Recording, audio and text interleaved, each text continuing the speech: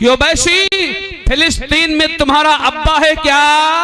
भारत में रहते हो, भारत का खाते हो, भारत में लोकसभा में बैठकर वेतन लेते हो, क्या फिलिस्तीन में तुम्हारा दूसरा अब्बा है जो वहां की जयघोष लगाते हो? तो जब आवाज दिल्ली से उठे विश्व हिंदू परिषद की, बजरंग दल की, आरएसएस की, भारतीय जनता पार्टी की, संतों की, उस समय मेरे साथियों 1 अरब हिंदुओं सड़कों पे आ जाना, देश के प्रधानमंत्री के साथ खड़े हो जाना, फैसला उसी दिन हो जाएगा कि वक्फ बोर्ड समाप्त होना चाहिए कि नहीं होना चाहिए। बोलो, आपसे पूछता हूं, वक्फ बोर्ड आतंकवादियों के लिए जमीनें, इस देश का बंटवारा 47 में हो चुका है धर्म के नाम पर।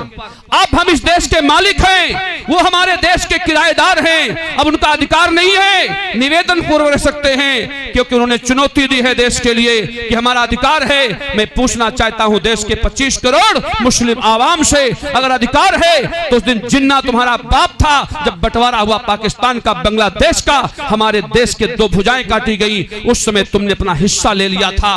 अब जो कुछ है वो हिंदुओं का है, हिंदुस्तान का है और हिंदू समाज का है, इसलिए कोई वक्फ बोर्ड का स्थान नहीं है। मेरे साथियों, जब जब दिल्ली से हिंदुत्व की आवाज उठे, घरों में नहीं घुसना, अब तो आवाज उठे और सड़कों पे उतरना होगा, क्योंकि वो सड़कों में उतरने की धमकी दे रहे हैं। मैं उनकी आवाज नहीं कह रहा, मैं देश की पीड़ा कह रहा हूं, देश के यशस्वी प्रधानमंत्री की पीड़ा। प्रधानमंत्री के पीछे कोई रोने वाला नहीं है, वो केवल तुम्हारे लिए संघर्ष कर रहा है।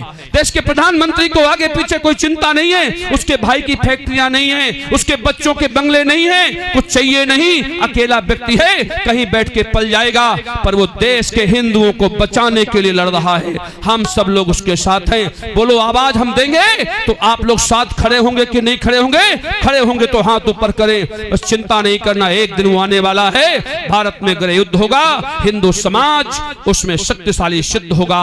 हम सब लोग तुम्हारे साथ खड़े हैं, चिंता नहीं करना। बलिदान पहले संतों का होगा।